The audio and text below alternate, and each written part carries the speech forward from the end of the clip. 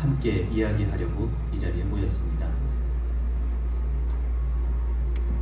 다누리는 단순한 탐사선이 아닙니다. 다누리는 대한민국이 우주를 향한 첫걸음을 내디뎠다는 상징이자 더 먼 우주로 나아가기 위한 디딤돌입니다. 2022년 다누리가 힘차게 우주를 향해 날아올랐을 때 우리는 단순히 우주를 꿈꾸는 나라였습니다. 그러나 2년 전 오늘 2022년 12월 27일 다누리가 달 궤도 진입에 성공하며 우리는 우주를 항해하는 나라로 변모했습니다. 오늘 이 자리에서는 다누리의 여정을 직접 이끌어온 연구진들이 함께합니다. 그들이 들려줄 꿈, 도전, 그리고 성과의 이야기를 통해 다누리의 가치와 앞으로의 비전을 함께 느껴보시길 바랍니다. 안녕하십니까. 다누리 달 궤도 진입 성공 2주년 토크 콘서트 진행을 맡은 저는 MBC 아나운서 오승훈입니다. 반갑습니다.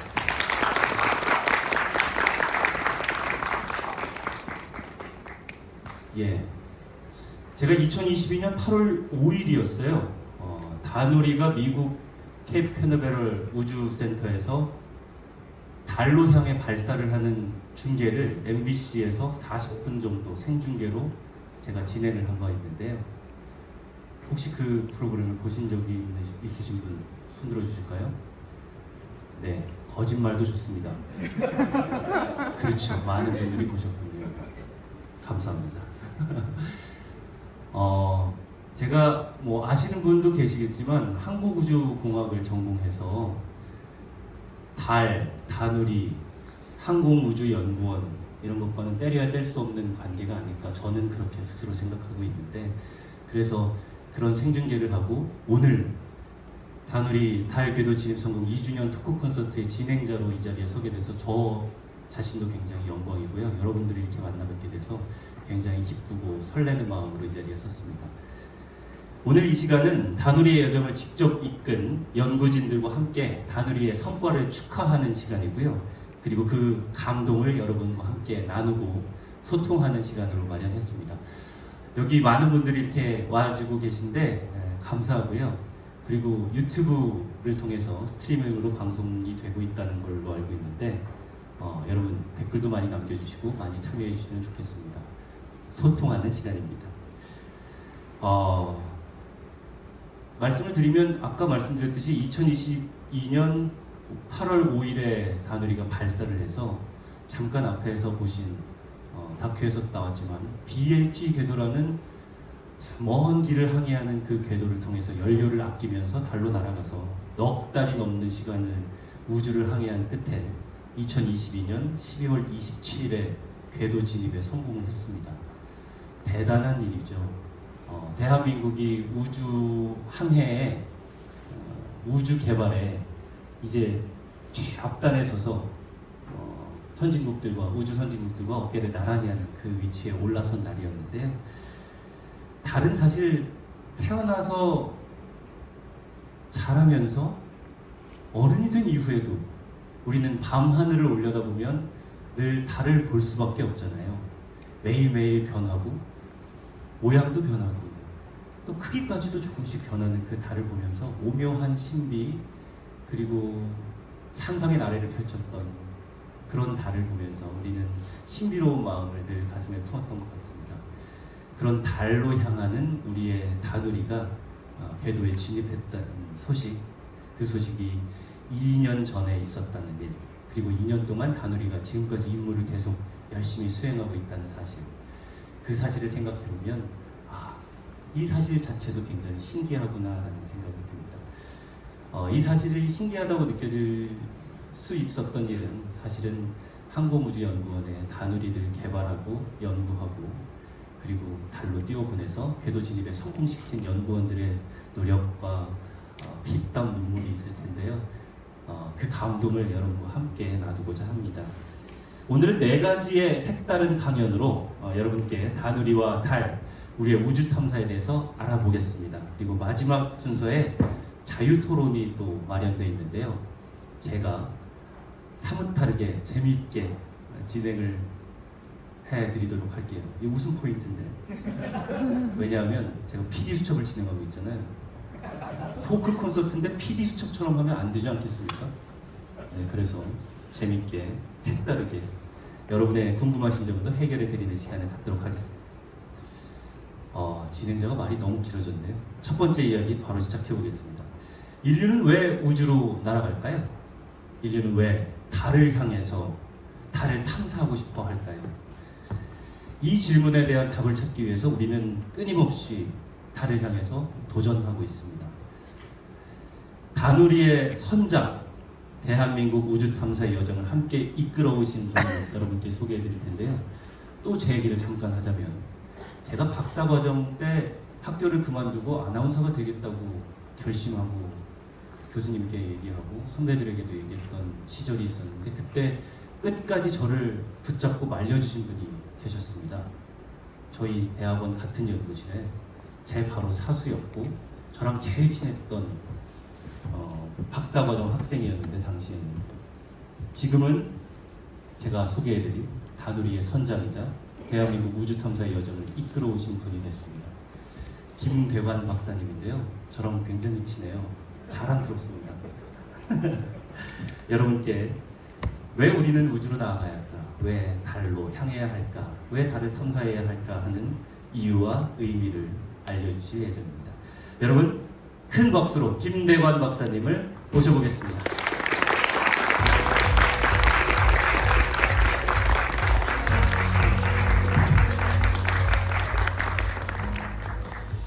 네, 방금 소개받은 한국항공우주연구원에 근무하고 있는 김대관입니다.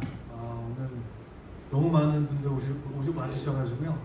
제가 사실 아까 좀 전에 얘기했지만 화장실에 한 4-5번 갔던 것 같아요.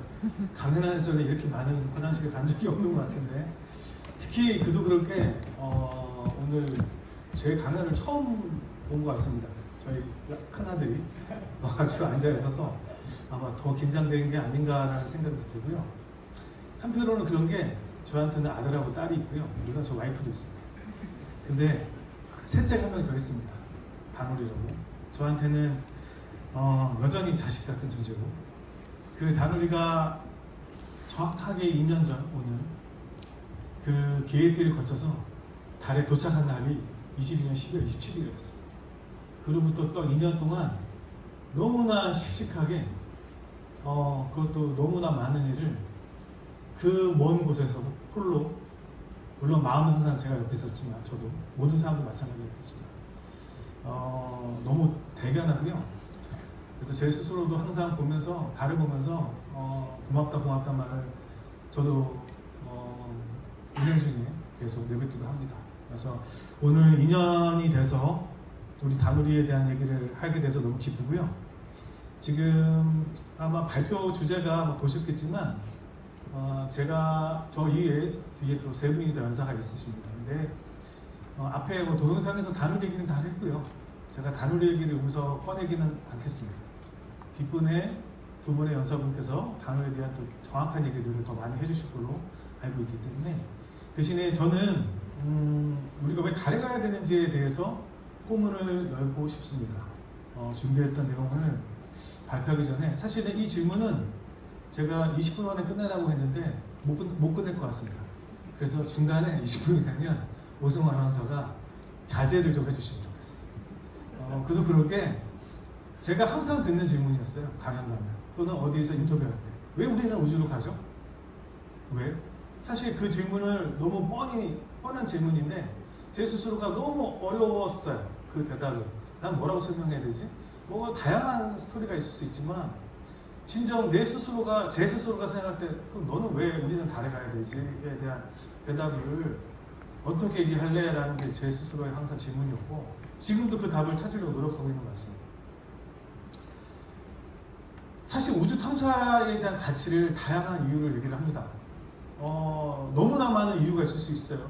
간단하게만 얘기하겠습니다. 과학적 발견, 당연하죠. 기술의 발전, 그걸 통한 산업과 경제, 이게 우주 경제 시대니까요.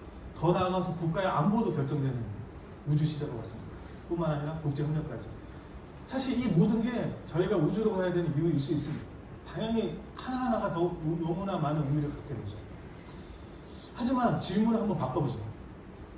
왜 우주 탐사를 하느냐가 아니라 인류는 이 지구라는 곳에서 언제까지 살 수 있을까라고 질문을 한번 바꿔보면 가장 쉬운 대답은 아마 50에서 60억 년이라고 하는 물리적인 태양의 수명, 남아있는 수명일 겁니다.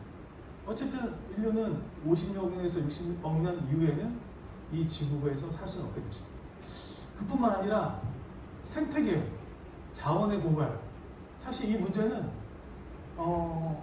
자연환경까지 포함해서 현재 지금 우리가 피부로 느끼고 있는 문제, 정말 50년까지 살 수 있을까요?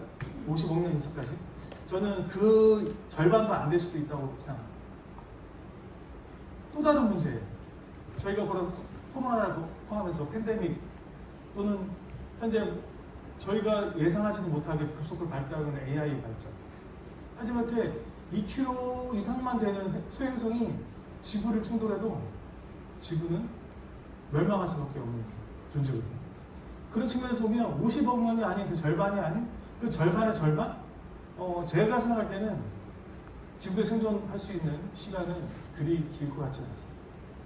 그래서 그런지 인류가 우주를 왜 나가야 되는지에 대한 얘기는 50년대에 츠콜콥스키라는 소련의 물리학자에 의해서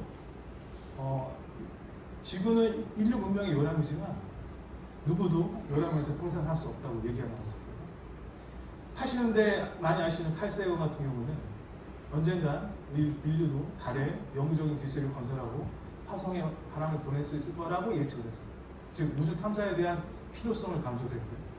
스티븐 호킹 같은 경우는 17년도에 인류는 다음 100년 안에 다른 행성에 이주해야 된다는 행성 이주에 대한 필요성을 제시했습니다. 이건 현실이 됐죠.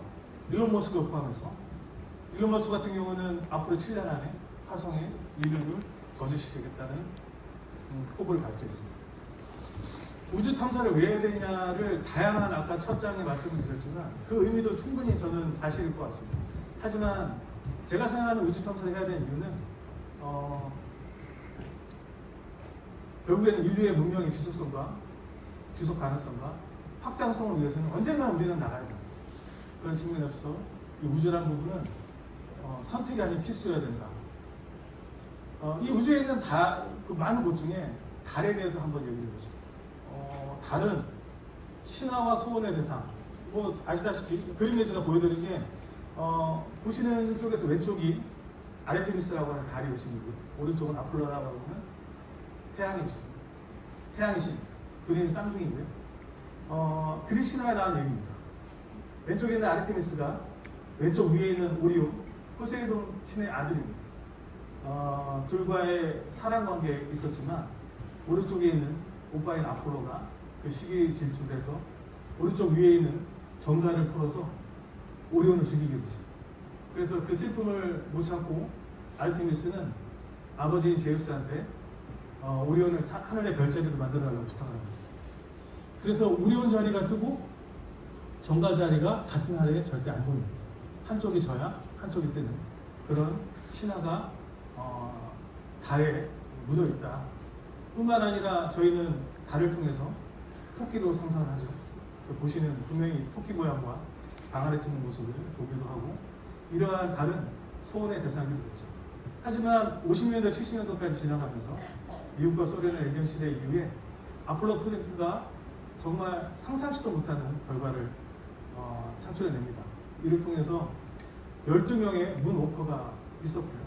달을 듣고 이 인류의 어떻게 보면 운명과 호기심 그리고 인간의 본성의 결과를 할 수 있는 어떤 엄청난 결과를 얻어내죠. 이런 측면에서 보면 달은 우주 탐사의 첫 번째 시작점이 있습니다. 그 이후에 2000년에 들어와서는 달을 향한 제2의 골드러시라고 할 정도로 너무나 많은 달 탐사에 대한 도전이 이루어지고 있습니다. 왜 다시 2000년 들어가지고 달에 대해서 이 많은 나라들이 시도를 할까요? 물론 이 많은 시도 중에서도 그렇게 성공한 사례가 많이 없습니다. 그만큼 달에 도착하거나 착륙한다는 게 쉽지는 않은 기술입니다. 많은 실패들도 있었고 다루기 또한 아시다시피 이런 달 탐사의 한 결과를 획을 보았고 저기 보시는 것처럼 애리조나 대학교에 복도에 저도 우연찮게 지나가다가 저걸 보고 사진을 찍은 게 있는데 여태까지 달에 우리가 탐사를 했던 타임라인입니다. 확대해 보면 왼쪽이 무인, 오른쪽이 유인인데 거의 70년대까지 없다가 2000년 이후부터 다시 이렇게 다양한 시도를 하고 그 중에서도 KPLO가 당당하게 찍혀 있는 걸 볼 수 있습니다. 그 밑에 성공한 나라들의 7개 중에 하나도 대한민국이 찍혀 있는 걸 보고 너무나 자부심을 느꼈던 기억이 납니다. 물론 그 이후에도 많은 나라들이 달에 대한 도전을 시작하고 있고 또 다른 의미의 달은 지구에 있는 5대양 7대족이 아니라 8번째 대륙으로 이미 의미를 부여받은 것 같습니다. 그런 측면에서 나사는 달에 아르테미스라고 프로젝트를 다시 시작을 해서 달에 인류를 보내려고 합니다. 많은 분들이 아르테미스를 알고 계시겠지만 보시는 것 오른쪽 위에 있는 것처럼 우주인을 보내되 이번엔 처음으로 여성을 보냅니다. 제가 아까 처음에 달 신화를 보여드릴 때 달의 여신이 아르테미스라고 말씀을 드렸죠. 이 프로젝트 이름이 아르테미스입니다. 왜? 처음으로 달에 여자를 보냅니다. 아폴로 때는 남자였어요. 그러면 누가 이렇게 묻습니다. 이거 우연의 일치겠지. 근데 오른쪽 밑에 있는 SLS라고 하는 아르테미스를 보내기 위한 저 SLS에 있는 사람이 타는 크루십 이름이 오라이온입니다. 그 아르테미스의 애인이었던 오리온. 그러니까 이 스토리가 도대체 그러면 70년도 때 이미 아폴로 프로젝트 하면서 이걸 만들었을까요? 제가 너무 궁금해서 나사 엔지니어한테 얘기를 했었어요. 이런 스토리가 있는데 아냐? 아무도 모르더라고요. 사실은 저는 개인적으로 이런 그 신화에 의해서 뭐 만들어진 건지는 아니면 우연인지 모르겠지만 너무나 그 가슴 속에 딱히 설명할 필요 없이 너무나 직관적으로 이 네이밍을 하는 그 나사의 전략을 보고 한편으로 좀 감탄했던 기억이 납니다. 아르테미스는 단지 달에 사람을 다시 보내겠다는 취지가 아닙니다. 사람을 보내서 거주할 수 있는 기초 기술과 인프라를 구축하겠다는 뜻이고요. 두 번째는 그를 통해서 화성이 아닌 달 또는 다른 행성 포함해서 탐사 기술을 만들어 보겠다고 하는 게 두 번째 목표입니다. 이를 통해서 더 나아가서 달에 어떻게 하면 더 지속해서 인류가 진화하고 거주할 수 있을까라는 걸 검증하는 거고요. 사실 이러한 기술들의 목적은 마지막으로 화성에 인간을 거주시키는 그런 목적의 일환입니다. 큰 측면에서 보면 달이 목적이 아니라는 거죠. 즉 뭐냐, 달은 저희가 화성으로 가기 위한 어떤 또 다른 전처 기지로서 의미를 또 갖습니다. 이 부분이 달이 갖는 또 다른 의미인 것 같습니다. 물론 화성이 최종 목적지는 아닙니다. 화성을 거쳐서 더 먼 심우주를 향한 인류의 이주는 아까 제가 말씀드렸던 그 예전에 그 유명한 분들에 의해서 왜 인류가 우주 밖으로 나가야 되는지, 인류 운명의 지속 가능성과 확장성을 위해서는 당연히 여러 세대에 걸쳐서 유지되고 이어졌을 때 저희도 인류도 코스모스의 일원이 된다라고 하는 칼 세건의 코스모스 제일 마지막 페이지에 있는 그 문구의 하나의 작은 시도라고 할 수 있죠. 그러면 왜 뭐 이 부분은 아마 김은혁 박사님이 좀 더 얘기를 하겠지만 어디로 갈 거냐, 달에 달의 남극에 저렇게 보시는 것처럼 자전축이 1.5도밖에 안 틀어졌기 때문에 항상 태양빛이 옆에서 들어옵니다. 그러다 보니 남극 같은 경우는 저렇게 연구 음영지로 생기게 되고요. 이 가운데 보면 이런 연구 음영 지역에 세크덴 크레이터라고 있는데 직경이 생각보다 작아 보일 수도 있겠지만 폭이 40km가 넘습니다. 깊이가 4.2km입니다. 깊이가 4.2km면 태평양 평균 해수면 깊이입니다. 온도가 마이너스 165도 이하 정도의 연구 음영 지역이어서 물이 얼음의 형태로 있다면 증발되지 않고 존재할 수 있는 거죠. 그래서 저기서 얼음이라고 하는, 즉 물이라고 하는 부분에 대한 자원을 탐사하기 위해서 저런 연구 음영 지역을 착륙하려고 하는 거고, 저에게 다루에 착지되어 있는 시더큐을 통해서도 세계 최초로 저 연구 음영 지역의 내부가 밝혀진 영광스러운 결과가 있었죠. 두 번째, 왜 달에 가죠? 어디 가는지는 알겠는데 자원입니다. 사실 달에는 수소, 헬륨3 포함해서 다양한 자원들이 분포되고 있습니다. 이런 자원들은 단지 물로서 아니면 인간이 거주하기 위한 어떤 필수 자원으로서만 쓰는 게 아니라 자체적인 연료로서도 쓰기 위한 목적이 있습니다. 그래서 현지 자원 활용이라고 하는 이런 부분은 아르테미스의 하나의 주된 명분 중에 하나가 되겠습니다. 하지만 이런 자원 자체에 대한 연구도 쉽지는 않습니다. 제가 위에서부터 밑에까지 자원을 어떻게 활용하지? 라고 하는 질문에 대한 그 레벨을 적어봤습니다. 자원을 어디씩 추정을 하고요. 어디 있냐라고 매저를 확정을 한 다음에 그 다음에 얼마나 있지? 측정을 합니다. 그 다음에 그 매장량을 어떻게 되지라고 매장량을 측정한 다음에 최종적으로는 이 매장량을 우리가 이용할 수 있는 확정 매장량을 정해야 되는 레벨까지 너무나 많은 단계가 아직까지 남았습니다. 하지만 현재 인간의 현재 기술로는 제가 추정컨대 한 확인된 자원 정도? 나머지 측정이나 추정이나 확정까지 너무나 많은 업무가 남아있고요. 이런 후속 업무들은 저희뿐만 아니라 여기 계신 저 다음 세대, 그 다음 세대가 계속 이어서 연구를 이어간다면 충분히 달성될 수 있는 기술이라고 볼 수 있습니다. 세 번째는 어떻게 달에 가지에 대한 주제입니다. 제가 인간을 태워서 우주로 보낼 수 있는 로켓 발사체에 비교를 해보면요. 뉴세퍼드라고 하는 발사체, 많이 아시는 소유주, 한 50m가 됩니다. 달을 실었던 펠콘9은 70m 정도 높이고요. 아폴로 때 썼던 세턴5 같은 경우는 110m 정도, 어마어마하죠. 하지만 SLS라고 하는 더 추력이 커진 우주 최강의 발사체가 나타나면서 사실 저는 SLS 발사장에 조립할 때 직접 본 적이 있는데 높이가 160짜리 건물 위에 올라가야 보일 수 있는 정도의 높이였습니다. 하지만 지금은 120짜리 정말 말도 안 되는 스타쉽이 만들어졌고요. 꿈이 아닙니다. 보시는 것처럼 5번째 발사 시험의 장면을 제가 편집을 해놨고요. 33개라고 하는 엔진을 조합을 해서 1단을 회수할 뿐만 아니라 2단을 이용을 해서 화성에까지 갑니다. 그 화성에 갈 때 더 중요한 건 우주 공간에서 공중급유까지도 계획을 하고 있습니다. 제가 말씀드리는 건 뭐냐면 상상이 아닙니다. 이미 그 상상은 너무 빠른 현실에 왔고요. IT 업계뿐만 아니라 우주 쪽도 너무나 빠르게 성장하고 있다는, 우리가 이거를 정말 따라갈 수 있을까? 겁이 날 정도로, 정말 좀 당황스러울 정도로 많은 에너지 기술 발전이 이루어지고 있습니다. 이 장면을 보고 사실 울컥했는데, 메카질라라고 하는 랜딩 장치로 일단 착륙선을 저렇게 잡아낸다는 거는 사실 저는 상상도 못했었어요. 눈물이 그때 좀 났던 기억이 납니다. 그럼 가서 뭘 할까? 결국엔 거주죠. 왼쪽에 보시는 것처럼 아직은 애니메이션이지만 유럽에서는 모드를 이용해서 달과 화성에 거주를 하고 인간을 체류시켰다는 거.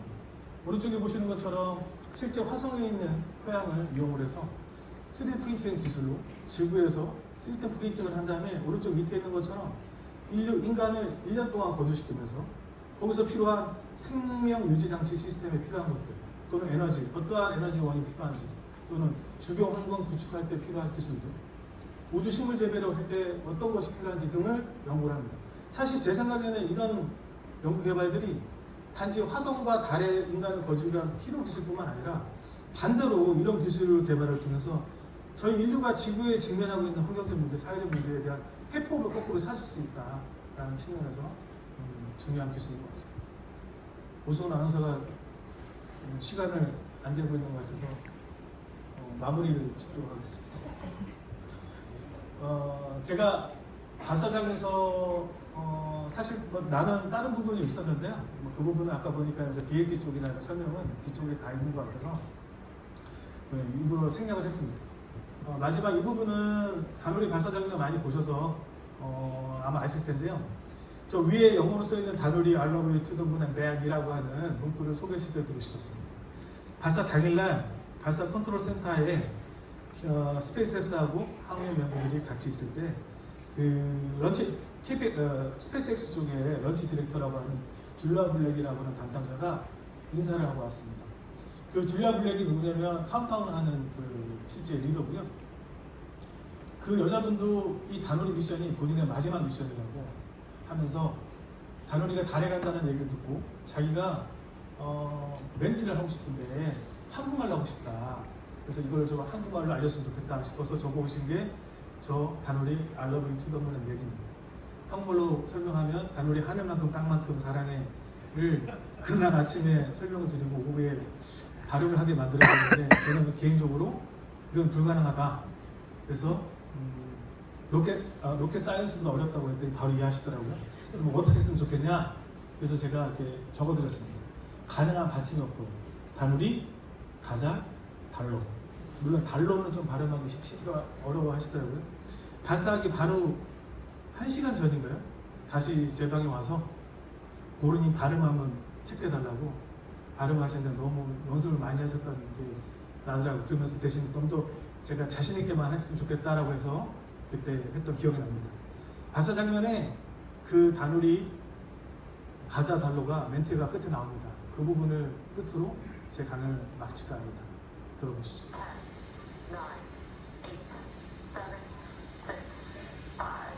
9, 8, 7, 6, 5, 4, 3, 2, 1, 0. Ignition. And liftoff.